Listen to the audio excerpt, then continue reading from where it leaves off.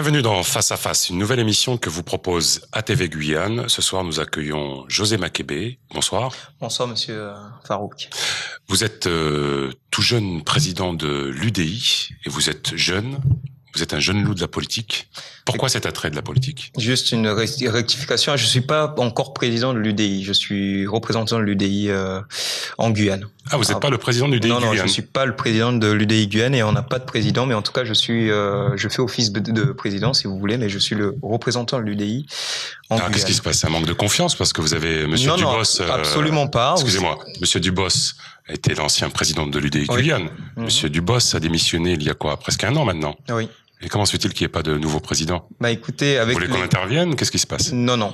Il y a des règles, comme dans toute organisation politique, et nous dépendons de la Fédération nationale de l'UDI. D'accord. Et donc, dans chaque département et région de France, il y a une fédération.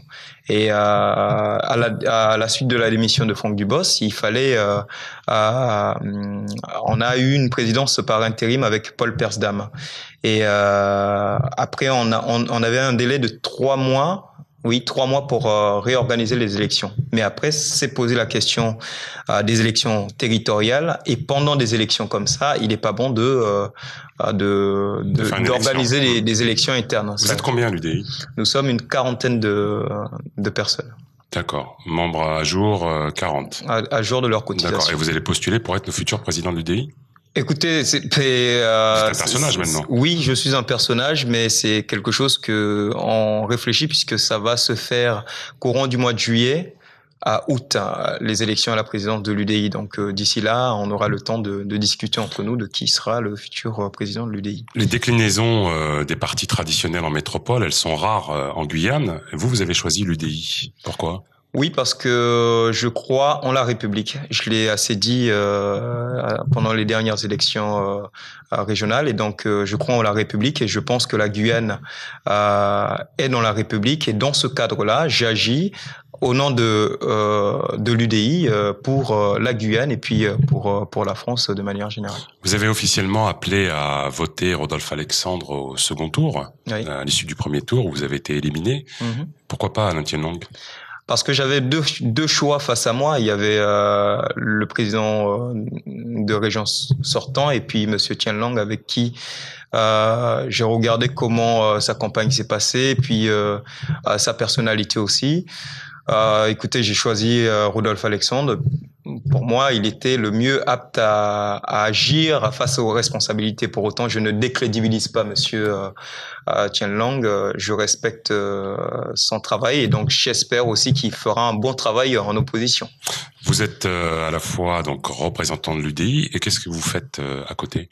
Je travaille en fait, je suis agent immobilier de formation. Je travaille pour une entreprise familiale aussi de construction. Elle est située où? On est à Coron. D'accord. Et puis là, actuellement, on est en phase de. Je reprends un restaurant avec un autre associé. Donc. Vous êtes multicasquette alors? Oui, parce que je suis comme ça, de manière générale. J'ai un emploi de temps très chargé. ATV est la chaîne des scoops. Est-ce que vous êtes candidat aux prochaines municipales à Kourou? Absolument pas. Pourquoi? Non, aujourd'hui non. Non, clairement parce que j'ai estimé que les dernières élections. Vous en avez les capacités pourtant. J'ai pas la prétention d'avoir les capacités. Maintenant, une élection municipale, c'est une équipe. Donc il faut si la question se pose à un moment donné, il faut que je m'entoure, ce que je suis en train de faire, d'avoir une équipe capable.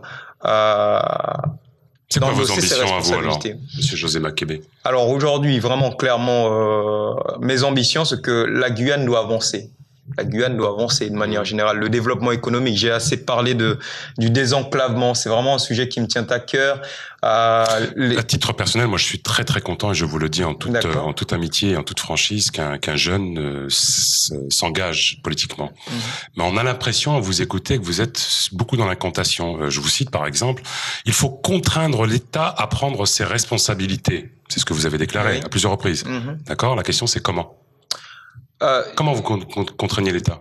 Avec des moyens juridiques qui existent, et aujourd'hui, je pense qu'on n'a pas été suffisamment loin dans les moyens juridiques qui existent. Je parlais notamment de la Cour européenne des droits de l'homme. Lorsqu'on sait que plus de 32 000 Guyanais n'ont pas accès à l'eau potable aujourd'hui en 2016, il est nécessaire d'aller au-delà des institutions. Vous avez fait quelque chose, vous ? Au-delà des institutions. Est-ce que vous avez, fait quelque chose? Moi, ce que je suis en train de faire, écoutez, monsieur, déjà, je m'engage en politique. C'est très bien. Déjà, j'accepte, je prends le défi d'en parler et surtout de ne pas me fendre dans les partis traditionnels qui existent en Guyane. Et je n'ai pas choisi la facilité d'être un homme libre et d'être aussi au centre. Ça aussi, ça explique les choses. Et ce que je suis en train de faire aussi, je suis en train d'écrire un livre, bon, je vous dirai pas le titre, mais dont j'espère que... le titre. Non, vous savez très bien, ça va venir, ça sortira, mais justement parce que je pense qu'il est très important de s'asseoir et d'écrire ce que l'on veut pour son pays.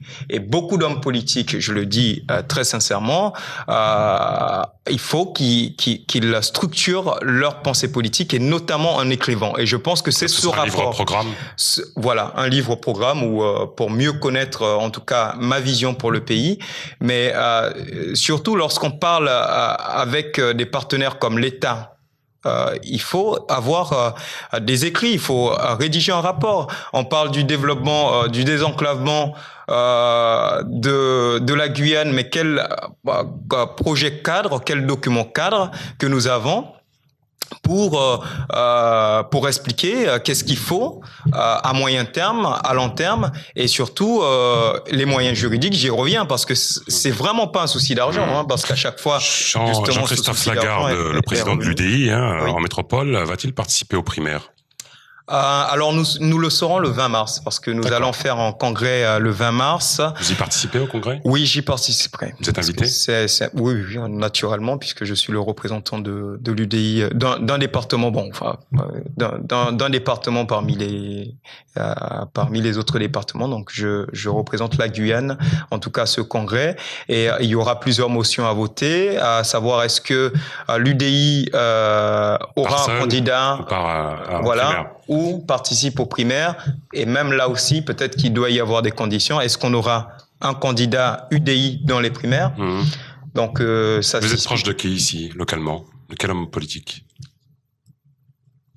Aujourd'hui, non, j'ai pas d'affinité avec un tel ou un tel. La droite républicaine, pourtant, il y a des alliances, en métropole. Ici, le nouveau président du Parti Les Républicains, Monsieur Paulin Brunet. Je veux féliciter Monsieur Paulin Brunet. Vous n'êtes pas proche de lui? Non, on n'est pas proche. Vous êtes vraiment autonome ici? Je suis très autonome, et c'est un choix que j'ai fait. J'ai eu des propositions avant les élections territoriales, après les élections territoriales. On vous a fait des propositions après? Oui, mais je prends le temps de la réflexion, de rejoindre par exemple un autre groupement que j'étais voué au suicide à l'UDI, etc., etc. Devant nos millions de téléspectateurs, vous persistez à dire que vous resterez à l'UDI? Oui, je resterai à l'UDI parce que ce n'est pas incompatible de s'allier à un moment donné avec une autre formation politique. Et surtout, par rapport à ces dernières élections, l'expérience que j'ai eu raison de rester à l'UDI, et je continue à penser que c'est un bon choix de rester à l'UDI. Vous martelez beaucoup, et à raison, je tiens à le souligner, qu'il faut un rééquilibre entre le littoral et les communes dites de l'intérieur. Comment vous voyez ce rééquilibrage? Qu'est-ce qu'il faudrait faire? En fait, ce qu'il faudrait faire concrètement, je pense qu'il faudra créer une haute autorité régionale à l'équilibre territorial, une administration indépendante son rôle sera dédié à comment faire pour équilibrer ce territoire et surtout désenclaver ce territoire. Il en va du développement économique de la Guyane.